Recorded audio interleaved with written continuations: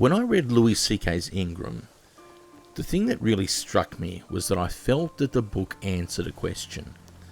And the question that book answered is the question posed by the book, Catcher in the Rye.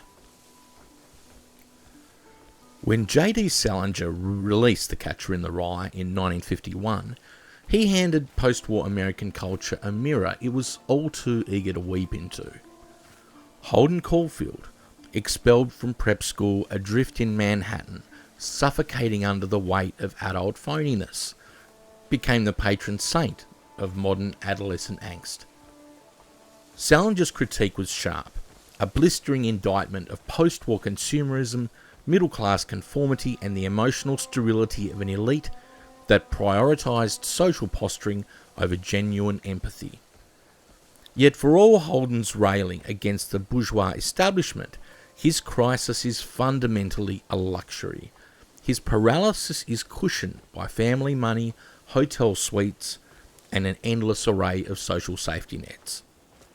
Holden's tragic phantom, the death of his younger brother Ali from leukemia, is preserved like a sacred relic in a velvet-lined box. He carries Ali's glove, writes poetry on it, and uses that unhealed wound as a justification to reject the world entirely. Cynicism for Holden is an expensive form of armour. He can afford to freeze at the edge of the cliff, playing the tragic protector of lost innocence precisely because his material survival is never in doubt. Now consider Louis C.K.'s Ingram. Mainstream literary criticism, predictably lazy, immediately slapped the book with its usual regional labels. A Southern Gothic picaresque, a nod to Mark Twain's Raft or Cormac McCarthy's Desolate Sun-Baked Dirt, but this relies on surface-level visual tags while completely missing the narrative's actual engine. Ingram is not merely another entry in the grand American road novel tradition. It is a direct, aggressive stress test of Salinger's central thesis. Louis C.K. takes the exact structural blueprint of Catcher in the Rye and strips away every last shred of socio-economic insulation. Where Holden is a saturated cynic, loaded with class conditioning, vocabulary, and pre-packaged ideas of how society ought to behave, Ingram is a tabula rasa. Abandoned in rural Texas, lacking even the basic language to label a road sign or the ocean, Ingram cannot afford Holden's lofty disdain. He does not observe phoniness because he has no template for propriety. He experiences reality at its most visceral, tactile level. Hunger, cold, mechanical labour, and physical threat. The thematic through line becomes undeniable when you examine how both books process primary trauma. What Ali's death is to Holden, the grey creature is to Ingram, a grotesque, terrifying memory of primordial ruin that haunts his early consciousness. But look at how the two boys metabolize the abyss. Holden Caulfield.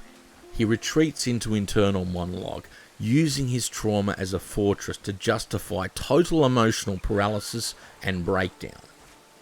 His story asks, how do I protect a child from a world that will inevitably break them? Ingram. He lacks the domestic comfort to keep his monster as an untouchable secret. Forced into raw survival, he must name the horror, acquire language, build a personal operating system out of the debris, and keep walking. His story answers.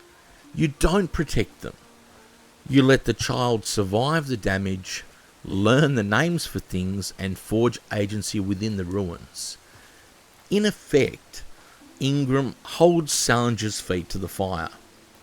By forcing Holden's proto-insert out of Manhattan's padded drawing rooms, throwing him off the cliff on day one, Louis C.K. poses a ruthless question.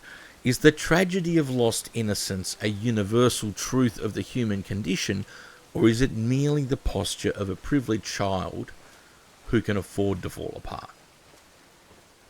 The answer the book provides is both brutal and strangely redeeming. The core human struggle, the terror of a young mind confronting death and cruelty, remains entirely valid. But by stripping away the prep school safety nets, Ingram purifies the myth. It proves that decency and moral agency are not grand ideological stances reserved for those with the time to posture. They are the small, vital, daily choices made by those who have no choice but to survive the fall.